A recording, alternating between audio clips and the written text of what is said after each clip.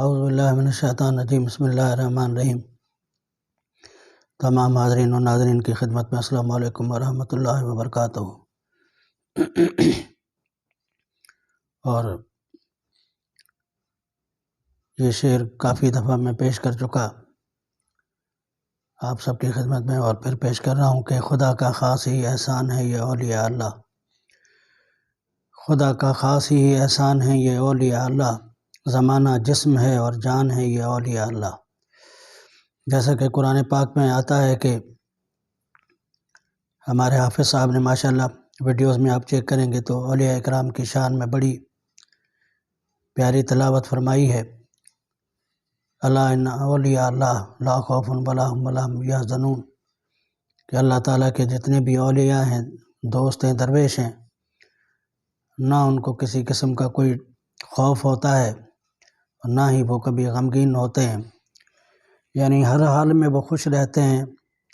اور اللہ تعالیٰ کی رضا پر راضی رہتے ہیں۔ تو ولی کہتے ہیں، کیونکہ حاضری پیش کر رہا ہوں کہ ولی کون ہوتا ہے یا ولی کسے کہا جاتا ہے، تو راہ سلوک میں اولیاء اللہ کی حوالے سے جو باتیں ہوتی ہیں تو ولی کہا جاتا ہے دوست کو، اور ولی اللہ یعنی اللہ تعالیٰ کا دوست۔ اور میرے سائیں محترم تو فرمایا کرتے تھے کہ بابا اس دور میں جو سچ بولے اور حلال کھائے، 5 وقت کی نماز پڑھے، وہ بھی جیسے اللہ کا ولی ہے، درویش ہے۔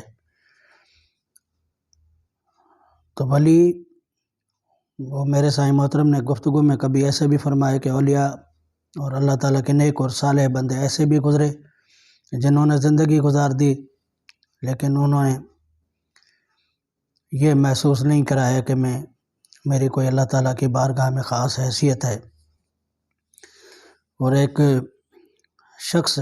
میرے سائیں محترم کی خدمت میں حاضر ہوا، اس نے آکل سوال کیا کہ سائیں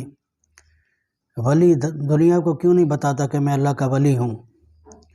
تو سائیں محترم نے فرمایا کہ بابا آپ کے پاس کوئی خزانہ ہو تو وہ آپ یوں ہاتھ پر لے کر گھومیں گے کیا؟ تو ولی کی ولایت تو جو ہے وہ تو کئی خزانوں سے بڑھ کر ہے۔ تو بہرحال اولیاء اللہ بڑے محترم اور مکرم بندے ہوتے ہیں جو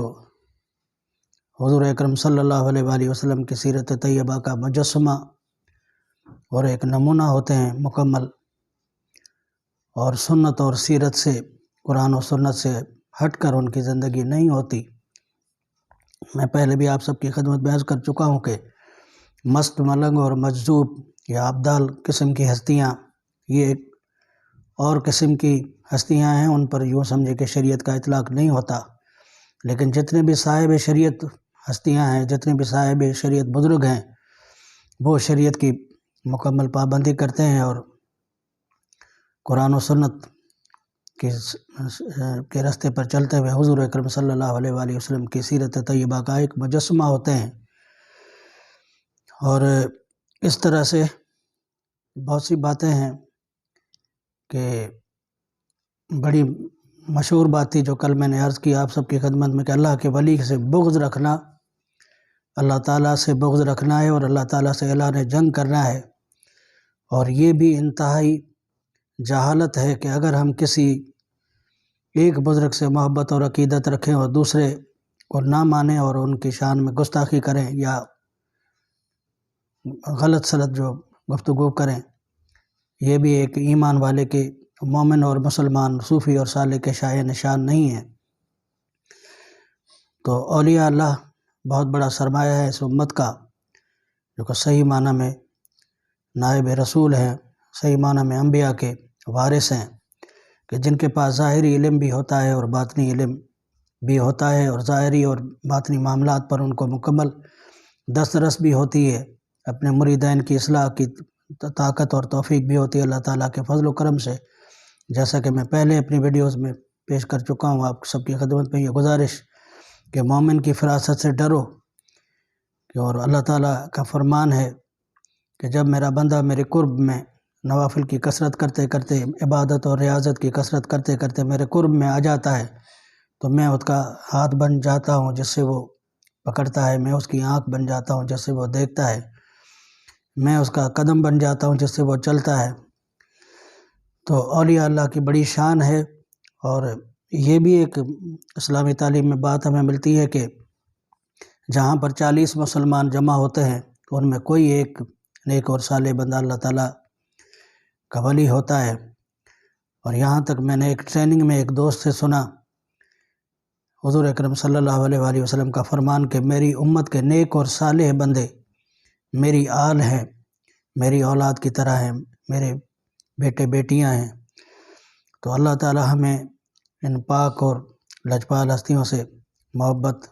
رکھنے کی توفیق عطا فرمائے اور ان کے راستے پر چلنے کی توفیق عطا فرمائے، کیونکہ وہ سارے ہستیاں، یہ سارے لوگ انعمت علیہم والے لوگ ہیں کہ نگاہ ولی میں یہ تاثیر دیکھی، نگاہ ولی میں یہ تاثیر دیکھی، بدلتی ہزاروں کی تقدیر دیکھی۔ جتنے بھی لوگ اللہ تعالیٰ اس کے حبیب کے پیاروں سے وابستہ ہو گئے، منسلک ہو گئے، آپ دیکھیں گے کہ ان کے ماضی